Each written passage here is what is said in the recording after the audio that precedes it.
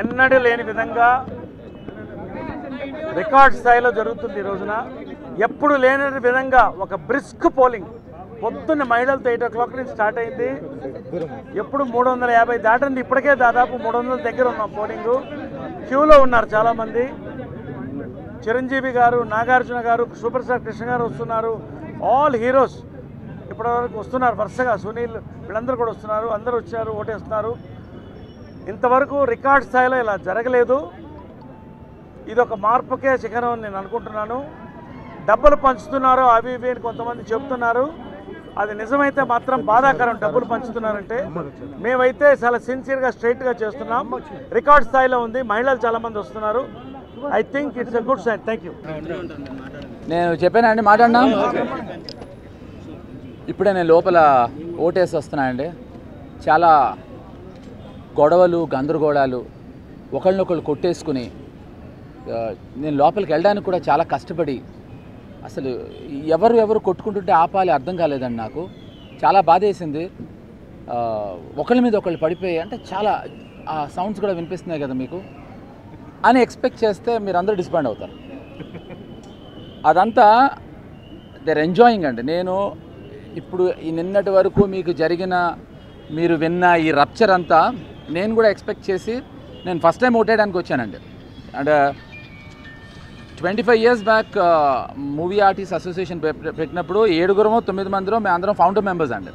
దాని తర్వాత మళ్ళీ ఇప్పుడే వస్తున్నాను నేను. I felt like I have to come. అది పక్కకెడితే ఇంకా ఈయన ఎలక్షన్స్ అవ్వకుండానే చింపేస్తున్నాడండి ఇక్కడ బ్యానర్లు పక్కన ఒక ఆయన.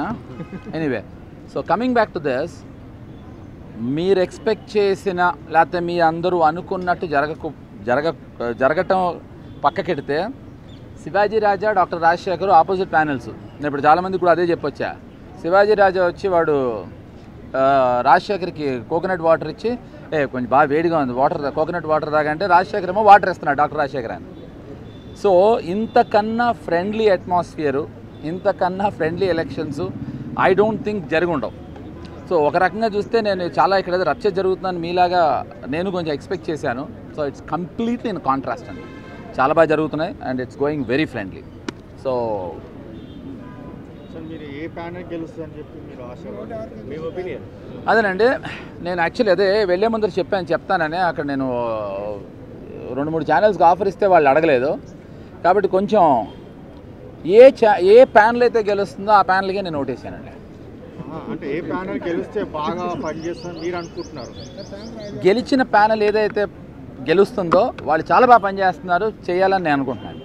సార్, మీరు స్నేహపూర్వకంగా ఎన్నికలు జరుగుతున్నాయి అనుకుంటున్నారు, ఒకరి మీద ఒక తీవ్ర ఆరోపణలు చేస్తున్నారు. కరెక్ట్ దాన్ని సార్. ఇప్పుడు నేను చాలాసార్లు చెప్తూ ఉంటాను అండి, కాంట్రవర్సీ అనేది ఇండివిజువల్ క్రియేట్ చేయడండి, మీరు క్రియేట్ చేస్తారు. సో ఇప్పుడు మీరు నన్ను పిలిచి మాట్లాడమంటే నేను ఆలోచించా, చాలా బాగా జరుగుతున్నాయి, చాలా ఆనందంగా ఉందని చెప్తే మీకు నచ్చదు. సో అందరూ కొట్టుకుంటున్నారు. సో ద మొమెంట్ కాంట్రవర్సీ యాక్చువల్గా వాళ్ళకన్నా మీరు ఎక్కువ క్రియేట్ చేశారండి, విచ్ వర్క్. సో 2 ప్యానెల్స్ వాళ్ళ మేనిఫెస్టోస్ గురించి ఇద్దరు ఆర్గ్యూ చేసుకున్నారు. ఐ థింక్ ఇట్స్ అయిపోయిందండి నిన్నటితోటి. Fair enough. మీడియాని తప్పుపట్టలేదండి, మీరు చాలా అబద్ధం చేసుకున్నారు నన్ను. మీడియాకి ఉన్న స్ట్రెంగ్త్ని చెప్తున్నాను. కాంట్రవర్సీ ఎప్పుడు ఇండివిజువల్ క్రియేట్ చేయడండి, అది ఆ సత్తా, ఆ బలం కేవలం మీడియాకే ఉంటుందండి. నేను మీడియాని పొగిడాను, అది మీరు నన్ను అపార్థం చేసుకుంటున్నారు. నేను మిమ్మల్ని కరెక్ట్గా అర్థం చేసుకున్నానండి అన్నాను, మీరు మాత్రం నన్ను అపార్థం చేసుకున్నారు. ఆ దమ్ము, ఆ సత్తా, ఆ పవరు మీకే ఉందండి. మీడియాలో అవేర్నెస్ లేదు సార్. యుఎస్లో మా నిధుల కోసం జరిగిన దాంట్లో శివాజీ రాజా అక్రమాలకు పాల్పడ్డాడని నరేష్ టీం ఆరోపించారు. అది మీరు చెప్పలేదు, మేము అడగలేదు, అదే ఎలా ఉంటుంది? కాదండి, లేదు. ఇప్పుడు ఆ ఇష్యూ, ఆ ఎపిసోడ్ చెప్పడానికి టూ లేట్. నేను మిమ్మల్ని తప్పట్లేదు. మీరు ఒక ప్రశ్న అడిగినప్పుడు దానికి ఒక సమాధానం వస్తుంది, ఇంకో ప్రశ్న అడిగినప్పుడు సమాధానం వస్తుంది. డెఫినెట్గా ఆపోజిట్ పార్టీస్ కనుక వినడానికి ఆపోజిట్లో ఉంటాయి కనుక ఇట్ బికమ్స్ అ కాంట్రవర్సీ అన్నాను తప్ప మీరు కాంట్రవర్సీ క్రియేట్ చేస్తున్నారని కాదు.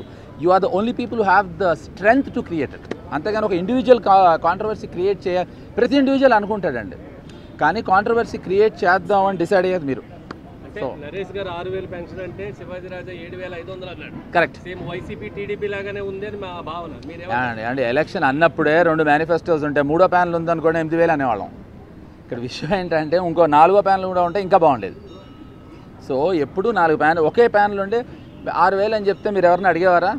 5,000 ఇస్తామండి అని ఒక ప్యానల్ చెప్తే కంగ్రాచులేషన్స్ అని మీరు కొబ్బరి నీళ్ళు దాకా వెళ్ళిపోయేవాళ్ళు. 6,500 అన్నాడు కనుక మీరు క్వశ్చన్ వేస్తున్నారు. So it's a very healthy thing. Plus ఇక్కడ ఇంకో విషయం మీరు అందరూ గమనించాల్సింది ఏంటంటే అండి, ఇప్పుడు మీరు చెప్పినట్టు ఇందాక 2 పొలిటికల్ పార్టీస్ వల్ల మీకు మాకు ప్రజలు అందరికీ సంబంధించిన విషయం అది. వేరేజ్ మాకు సంబంధించి అది ఓన్లీ మాకు సంబంధించిందే. మంచి జరిగినా చెడు జరిగినా మా మధ్యలో ఉండే విషయమే. దీనివల్ల ఎవరికి నష్టం లేదు, లాభం లేదు, మాకు తప్ప. సో ఒకటి 6,000 ఇస్తా అంటే ఇంకోటి 7,000 ఇస్తా అంటే తప్పలేదు. ఆర్టిస్టులకే మంచి జరుగుతుంది. So it's a very good move. I wish 3rd panel ఉంటే బాగుండేది. సార్ ఒకరి మీద ఒకరు ఆరోపణలు చేసుకున్నప్పుడు ఎలా హ్యాపీగా ఉన్నారని మీరు అనుకుంటారు? అదే ఒకరి మీద ఒకరు ఆరోపణ, అదే అండి పైకి వెళ్ళి చూస్తే ఒకరికొకళ్ళు హెల్త్ బాగుండాలని మాట్లాడుకుంటున్నారు. సో ఆరోపణలు నిన్నటితో అయిపోయాయండి. ఇవాళ నుంచి అంతా I think it's a love atmosphere అని నా ఉద్దేశం. సో థ్యాంక్ యూ అండి, థ్యాంక్ యూ వెరీ మచ్ అండి. టేక్ కేర్ అండి, బాయ్. అందరికీ నమస్కారం. ఈరోజు మా అసోసియేషన్ ఎలక్షన్స్ జరుగుతుంది. ఇట్స్ సో హెల్తీ అనిపిస్తుంది నాకు ఈ కాంపిటీషన్ చూస్తుంటే. అందరూ తెలిసిన వాళ్ళే, బట్ ఆ తెలిసిన వాళ్ళు ఎవరు బాగా పనిచేస్తారు మన అసోసియేషన్ కోసము అని అనుకొని చాయిసెస్ చాలా టఫ్గా ఉన్నా అద్భుతంగా సెలెక్ట్ చేసుకున్నారు both teams. And I hope the best team wins. Really thank you. Really చెప్తారా అలాగా? ఏ ప్యానల్ అందరూ చెప్పారా ఏ ప్యానల్ అని? నన్నే ఇరికిస్తారు మీరు. దేవుడు తెలుసు. Thank you. మనస్ఫూర్తి కోరుకున్నాను. ప్రతిసారి ప్రతి సినిమాకి మనం బాంబే మీద ఇంకా వేరే స్టేట్స్ ఆర్టిస్టుల మీద డిపెండ్ అవ్వకుండా మన తెలుగు వాళ్ళు ఎంకరేజ్ చేస్తే బాగుంటుందని నా ఉద్దేశం. అండ్ డెఫినెట్గా ఇవన్నీ మంచి పనులతో ముందుకు వెళ్ళే టీం గెలవాలని మనస్ఫూర్తి కోరుకుంటున్నాను. Thank you.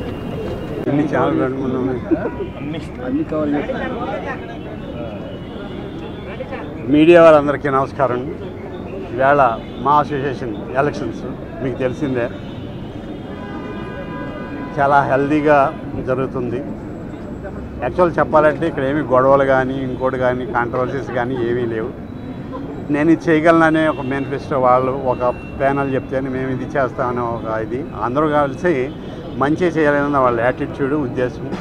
ఇందులో తినేసేది కానీ మోసం చేసేది కానీ ఎవరూ చేయరు. కాబట్టి ఈ 900 మంది కళాకారుల్లో లేని వాళ్ళు ఉన్నారు, అనారోగ్యంగా ఉన్న వాళ్ళు ఉన్నారు, వాళ్ళందరికీ హెల్ప్ చేస్తూనే ఉన్నారు.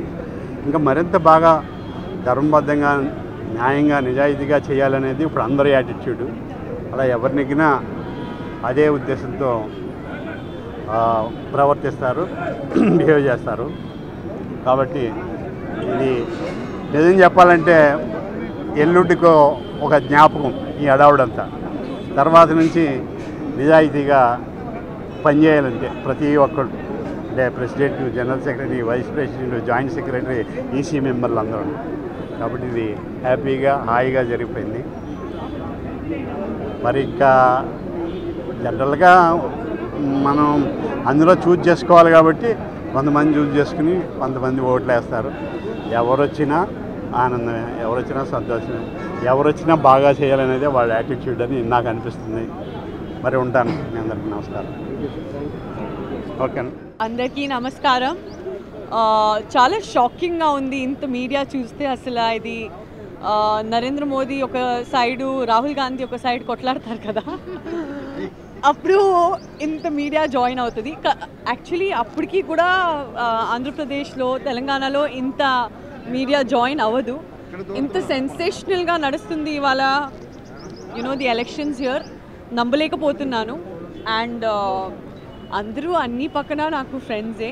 నరేష్ గారితో కూడా పని చేశాను, శివాజీ రాజా గారితో కూడా పని చేశాను. చాలా డిలెమాలో ఉన్నాను ఎవరికి ఓట్ ఇస్తాను అని.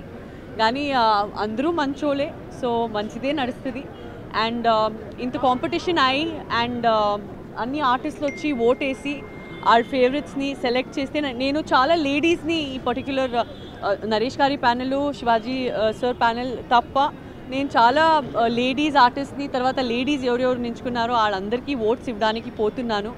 ఎందుకంటే మన ఇండస్ట్రీలో లేడీస్ ఎక్కువ ఉంటే మన ఫర్మ్లో మా అసోసియేషన్లో ఎక్కడో అది ఒక లేడీ ఆర్టిస్ట్కి కొత్త గర్ల్స్ ఆర్టిస్ట్కి ఎవరెవరు వస్తున్నారో వాళ్ళకి ఎక్కడో ఒక చోట ప్రొటెక్షన్, ఆ అమ్మాయిల ప్రొటెక్షన్ కోసం చాలా మంచిగా ఉంటుందేమో అని నాకు అనిపిస్తుంది.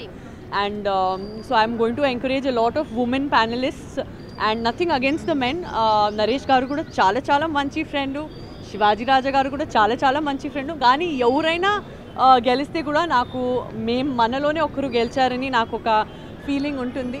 అండ్ ఒక చేంజ్ తీసుకొని రావాలి, చాలా ఇంప్రూవ్మెంట్స్ చేయాలి. సో ఇది ఒక చాలా మంచి మూమెంట్ దట్ ఆర్టిస్ట్ వచ్చి ఓట్ చేస్తున్నారని. ధన్యవాదాలు. అండ్ ఇవాళ బాగా సరదాగా ఉంది. మా టీవీ ఎప్పుడు వన్ సైడెడ్గా వెళ్లకుండా చిన్న ఎలక్షన్స్, చిన్న కాంపిటీషన్ ఉండటం బాగుంటుంది. అది ఎప్పుడు చప్పగా జరిగి ఈసారి బాగా చిన్న కిక్ ఉంది ఇవాళ. అండ్ నా పర్సనల్ ప్రిఫరెన్స్ ఏంటంటే కొత్త వాళ్ళకి అవకాశం ఇవ్వాలి. నేను అందుకని నరేష్కి నా ఫుల్ సపోర్ట్ ఇచ్చాను, Naresh and his panel. And నా ఓట్ అంతా వాళ్ళకే ఇస్తాను. ఈవేళ మన తెలుగు రాష్ట్రాల్లో కానీ మన భారతదేశంలో కానీ ఒక ఎమ్మెల్యే ఎన్నికలు వస్తే ఎలా ఉంటుందో, ఒక ఎంపీ ఎన్నికలు వస్తే ఎలా ఉంటుందో, ఒక ఎమ్మెల్సీ ఎన్నికలు వస్తే ఎలా ఉంటుందో అంత భీభత్సంగా, అంత కోలాహలంగా ఈవేళ మన తెలుగు సినిమా మార్చ్ ఎన్నికలు కూడా అంత భీభత్సంగా జరుగుతున్నాయి. జరగాలి. అనేక విషయాల్లో సిద్ధాంతపరంగా కానివ్వండి, అభిప్రాయ భేదాల పరంగా కానివ్వండి, ఒకరికొకరు అనేక రకాల అపోహలు ఉన్న కారణంగా కానీ అనేక మంది ఫ్యాన్స్ వస్తారు. ఇదిగో మేము గన్న నెగ్గితే ఇది మేము చేస్తాం అని వారు చెప్తారు. కాబట్టి ఆ యుద్ధంలో భాగంగా ఈవేళ ఎన్నికల కోలాహలం జరుగుతుంది. కాబట్టి ఇది జరగాలి. ఎవరికైతే ఆర్టిస్ట్ ఉన్నారో ది వాల్యూ ఆఫ్ ఓట్ అది ఉపయోగించి వాళ్ళు నచ్చిన ప్యానల్ ఎన్నుకోవాలి, వాళ్ళు రావాలి, వాళ్ళు రూల్ చేయాలి. సో ముఖ్యంగా నేను విజ్ఞప్తి చేసేదంటే మార్చ్ అసోసియేషన్ ద్వారా నెగ్గిన నాయకులు అది ఏ ప్యానల్ కావచ్చండి, నెగ్గిన తర్వాత ఈవేళ ముఖ్యంగా మన తెలుగు ఇండస్ట్రీలో ఇతర భాషల నటినట్లు ఎక్కువ మంది వస్తున్నారండి. ఇక్కడున్న తెలుగు బిడ్డలు కానీ, తెలుగు సినిమా కళాకారులు కానీ ఎవరైతే ఊరిని, ఓడని, అమ్మల్ని, బాబుల్ని అందరిని వదులుకొని ఇదిగో హైదరాబాద్ వచ్చి మేము కూడా కళాకారులు అవుతాం, మేము కూడా సినిమాటలు అవుతాం అని ఎవరైతే వచ్చారో వాళ్ళకి చాలామందికి అవకాశాలు కొనబడుతున్నాయండి.